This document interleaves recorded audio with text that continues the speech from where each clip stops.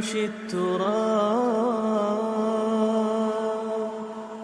يضمني. حضور نے ارشاد فرمایا کہ جو کسی روزہ دار کا روزہ افطار کرواتا ہے تو اللہ تعالیٰ روزہ دار کے اجر کو کم کیے بغیر اتنا ہی اجر روزہ افطار کروانے والے کو عطا فرماتا ہے.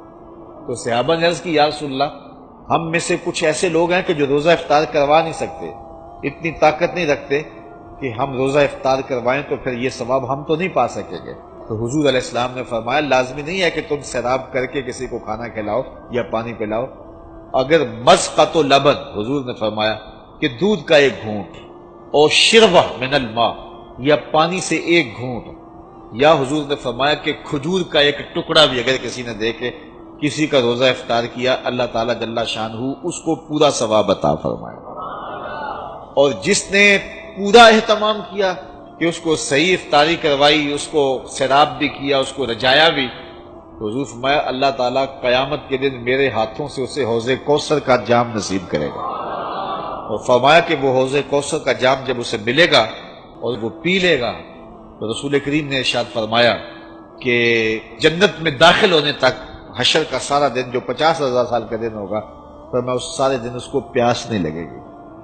تو یہ ماحول پیدا کریں. لازمی نہیں ہے کہ آپ بڑا اہتمام کریں. اگر آپ ایک مٹھی کھجوروں کی جو ہے وہ مسجد میں بھیج دیں یا ہمسایوں کے گھر بھیج دیں یا کسی غریب کو دے دیں کہ جناب آج یہ روزہ میری جانب سے آپ کھول لیں، تو وہ کھجور دی ہوئی بھی پورے روزے کا ثواب نامہ اعمال میں درج کر دے گی.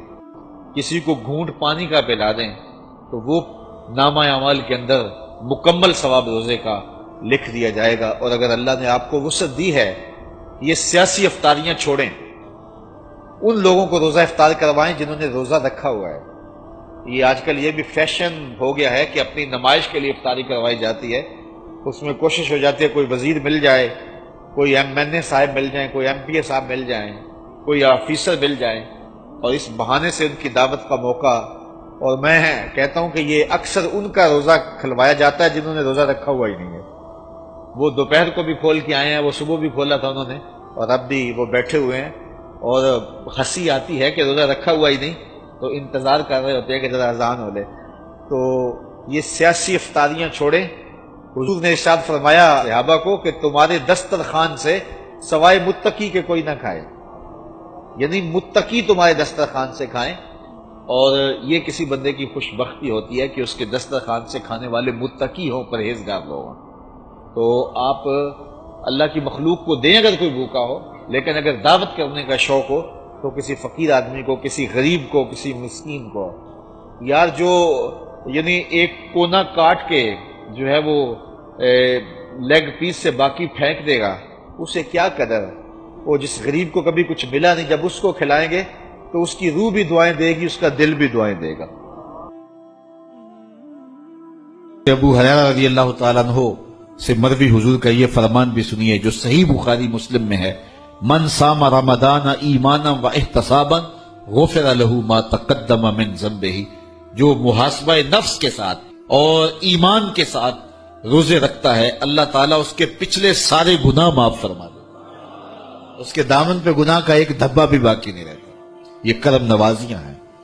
حضور علیہ السلام ماہ سیام سے قبل خطبہ دیا کرتے تھے صحابہ کو، اور ماہ سیام کا استقبالیہ خطبہ دے کے ان کو ماہ سیام کو کیسے گزارنا ہے اس کی تعلیم دیا کرتے تھے.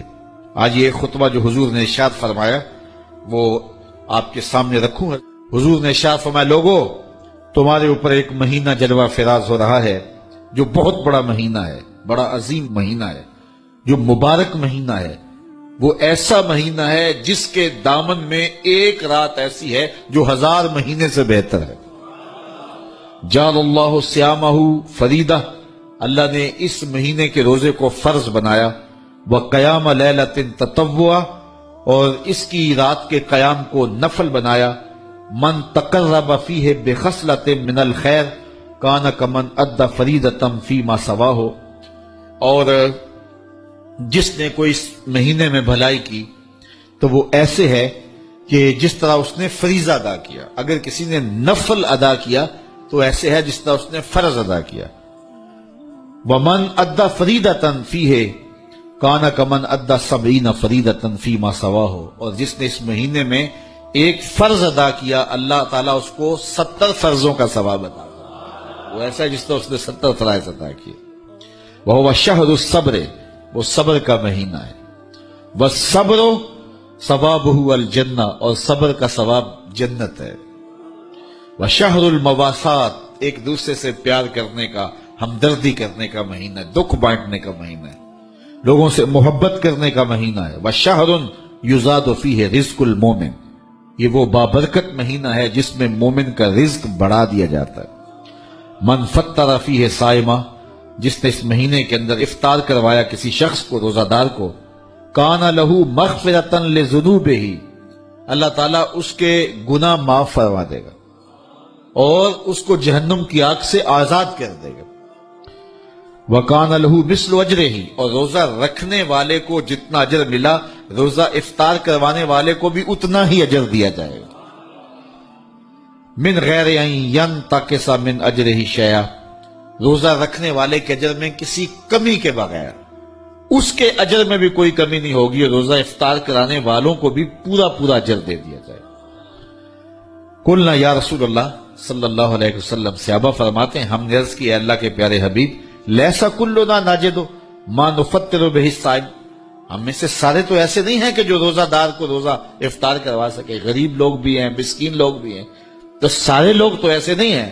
تو حضور نے کیا ارشاد فرمایا، سنیے، فقال رسول اللہ صلی اللہ علیہ وسلم یؤتی اللہ ھذا الثواب، اللہ تعالیٰ یہ روزہ افطار کروانے کا ثواب عطا کرتا ہے، من فطر صائمن، جو کسی کو افطار کروائے، علی مذقۃ لبن، دودھ کے ایک گھونٹ سے، او تمرۃ، یا ایک کھجور سے، او شربۃ من ماء، یا پانی کے ایک گھونٹ سے۔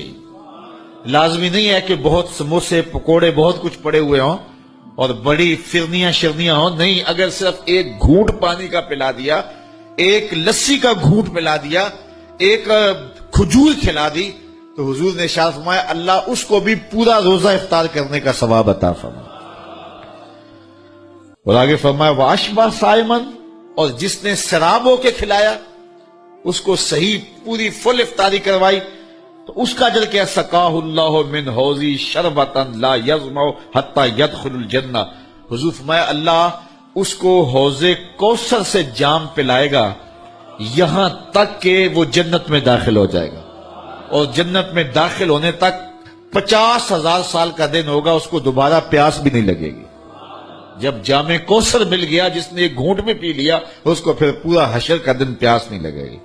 وَهُوَ شَهْرٌ أَوَّلُهُ رَحْمَةٌ، فرمایا یہ وہ مہینہ ہے جس کا پہلا عشرہ رحمت ہے، وَأَوْسَطُهُ مَغْفِرَةٌ، اور جس کا درمیان والا حصہ مغفرت ہے، وَآخِرُهُ عِتْقٌ مِّنَ النَّارِ، اور آخری عشرہ جہنم سے آزادی کا پروانہ ہے۔ اور آگے ارشاد فرمایا وَمَنْ خَفَّفَ عَنْ مَمْلُوكِهِ فِيهِ، جس نے اپنے مزدور کو، اپنے غلام کو، اپنے ملازم کو، اپنے ماتحت کو نرمی کی، اس سے تھوڑا کام لیا، غفر اللہ لہو وآتقہ من النار، اللہ اس کے گناہ بھی بخش دے گا اور اس کو جہنم کی آگ سے آزادی بھی عطا فرمائے۔ تو یہ وہ بابرکت مہینہ ہے جو اللہ کی رحمتوں اور کرم نوازیوں کا نور ہے۔ حضور علیہ السلام نے ارشاد فرمایا لکل شیء زکات وزکات الجسد الصوم، ہر شے کی زکات ہوتی ہے، جسم کی زکات روزہ ہے۔ تو روزہ جسم کی زکات ہے، باطن کا تزکیہ ہے، من کا چراغاں ہے، نفس کی سرکوبی ہے، شیطان سے بچاؤ کا ذریعہ ہے، اور دوزخ سے ڈھال ہے، اللہ کی رحمتوں کا حقدار کرتا ہے اور اس کی کرم نوازیاں ہمیں نصیب کرتا ہے۔ خوش نصیب ہیں وہ لوگ جو ماہ سیام کو پورے خشوع و خضوع سے گزارتے ہیں۔ ماہ سیام سے ایک دن قبل اور عید کے دن ہم ایک جیسے ہوتے ہیں، جہاں ہم رمضان سے ایک دن پہلے کھڑے تھے، عید کے دن بھی ہم وہیں کھڑے ہوتے ہیں۔ تو پھر ایک مہینہ اتنی طویل محنت کی اور مشقت اٹھائی، بھوک اور پیاس کاٹی، تو پھر کیا فائدہ ہوا؟ آپ ایک ڈاکٹر کے پاس جاتے ہیں اور اس سے دوائی لیتے ہیں اور مہینہ بھر اس کو استعمال کرتے ہیں، اور مہینے کے بعد آپ ٹیسٹ کرواتے ہیں تو جہاں تھی بیماری وہاں کی وہاں رہی، تو پھر دو باتیں ہیں، یا تو ڈاکٹر نے دوا ٹھیک نہیں دی، یا پھر آپ نے دوائی کے ساتھ پرہیز نہیں کیا اور جہاں تھے وہیں کے وہیں کھڑے رہ گئے، تو ڈاکٹر کے پاس دوبارہ جائیں گے تو وہ کہے گا جناب اس بیماری سے نجات تو 1 مہینے کے کورس سے ہو جاتا تھا، تو آپ کو آرام کیوں نہیں آیا؟ آپ نے پرہیز نہیں کیا۔ تو آپ اس کو کہیں کہ جناب ہم دوبارہ مجھے 1 کورس اور کروا دیں، لیکن پرہیز میں نے پھر بھی نہیں کرنا، تو ڈاکٹر کہے گا کہ نہیں جناب چھٹی کرو۔ اگر دوائی لینی ہے تو اس کے ساتھ جو احتیاطی تدابیر میں بتاؤں گا ان کو اختیار کرنا ہوگا، لیکن اگر کوئی شخص پھر دوسرا مہینہ کھاتا ہے اور احتیاطی تدابیر اختیار نہیں کرتا اور پھر ڈاکٹر کے پاس جا کہتا جناب آرام نہیں آیا، تو ڈاکٹر پھر اس کو کہے چلو دوبارہ لے لو، تو وہ تیسرے مہینے بھی کھائے، چوتھے مہینے بھی کھائے، ساری زندگی بھی کھاتا رہے، احتیاطی تدابیر نہیں کرے گا تو جہاں صحت تھی وہیں کی وہیں رہے گی۔ ماہ سیام آیا، پورا مہینہ دوائی لی، اور عید کے دن جب ٹیسٹ کروایا تو جہاں تھے وہیں کھڑے تھے۔ یا تو پھر دوائی ٹھیک نہیں ہے، میرے رب کی دوائی کس طرح ٹھیک نہیں ہو سکتی؟ جب اس نے کہا ہے لعلکم تتقون، تم روزے رکھو میں ضمانت دیتا ہوں تمہیں تقوی ملے گا، تو پھر تقوی نہیں ملا ہے تو پھر ہم نے روزے کی احتیاطی تدابیر کو اختیار نہیں کیا ہے، اور اتنی طویل مسافت کاٹی ہے، مشقت کاٹی ہے، بھوک کاٹی ہے، پیاس کاٹی ہے، لیکن اگلے سال ہم پھر آئے تو ہم پھر اسی طرح وہ مشقت کاٹنے لگے اور احتیاطی تدابیر ہم نے پھر اختیار نہیں کی۔ تو صاحبو یہ ماہ سیام زندگی میں ایک بار پھر آیا ہے، اس کو احتیاطی تدابیر کے ساتھ گزارو۔ من لم یدع قول الزور والعمل بہ فلیس للہ حاجۃ فی ان یدع طعامہ وشرابہ، کہا جو جھوٹ اور جھوٹے امور اور کام نہیں چھوڑتا اس کے بھوکا اور پیاسا رہنے کی کوئی ضرورت رب کو نہیں ہے۔ وہ روزے کے ذریعے سے تمہاری تہذیب نفس کرنا چاہتا ہے، تمہارے من کو سنوارنا چاہتا ہے، تمہارے اندر کی غلاظتیں دور کرنا چاہتا ہے، لیکن تم اس کو احتیاطی تدابیر کے ساتھ لینے کے لیے آمادہ نہیں ہو تو کاٹتے رہو، ہر سال مشقت کاٹتے رہو۔ 40 سال 45 سال 50 سال ہو گئے روزے رکھتے، ہر سال یہ ہوتا ہے کہ 29 شعبان کو جہاں کھڑے ہوتے ہیں 1 شوال کو بھی وہی کھڑے ہوتے ہیں، تو پھر کیا فائدہ اتنی مشقت اٹھانے کا؟